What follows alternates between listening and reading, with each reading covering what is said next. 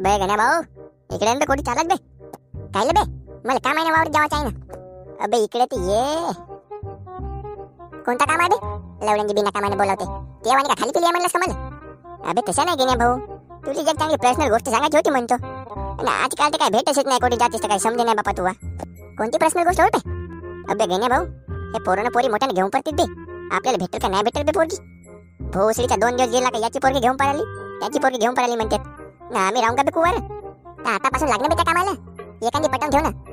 आतापासून पटन ठेवशील तर म्हणशील जमला रे भाऊ, म्हणशील तू घेऊन पडायच्या दारीला. मा कुत्र्यासारखा तोंड आहे बे गण्या भाऊ. कोणती पोरगी पटेल बे मला? तुला काम कवितीन चांगला पटवलास, तिला सांग बे एखादी पोरगी पटवून दे म्हणून मला.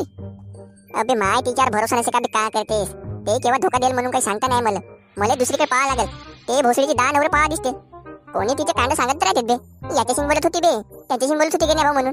बघ कधीला मला विचारते ते, हे ना भेटले ज्याला माणूस कुवारात राहा दिसते. तर मी का म्हणतो गण्या भाऊ, कामगिन झालं असेल बे. हो ना बे, काय सांगा लागते का? तसा तर मोठा पावरा असते बे तू. बे गण्या भाऊ, मला असं ऐकायला भेटला का कवितीच्या काकाची पोरगी घेऊन पडाली म्हणून? हो ना बे, मला ऐकायला भेटला. पडाली तर मोठा चांगला झाला म्हणतो भोसडीची. माया कांड्या आणि कवितीच्या कांड्या घरी जा आणि मस्त सांग काही आज येते दिसले आणि तेथे दिसले म्हणून. तिच्या बापाने 1-2 वेळा मासले मारला नाही का बे तिला?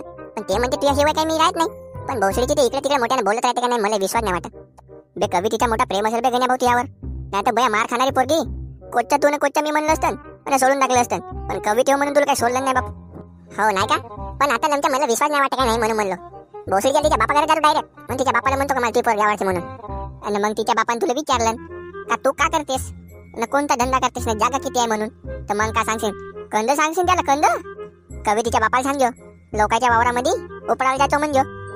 तुमच्या वावराच्या अच्छी तर ते सांगा म्हणजो, तेच येईन म्हणजो. हो नाही का भोसडीच्या तिच्या बापाला का सांगून द्या आपण?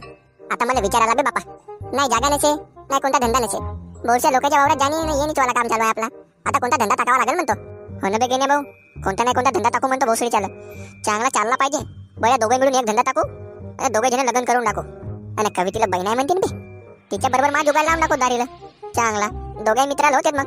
अबे जुगाड तर लावून दे, पण धंद्याची सांग ना भोसडीच्या. धंदा काय लावून म्हणतो? अबे गेने भाऊ, 1 नंबर केसावर फुगेला धंदा लाव. तू एका गावात मी एका गावात. बड्या 10 रुपयाचा पॅकेट घेतला का मस्त पोरं धावतात आणि मस्त केस आणतात आपल्या मायाचे.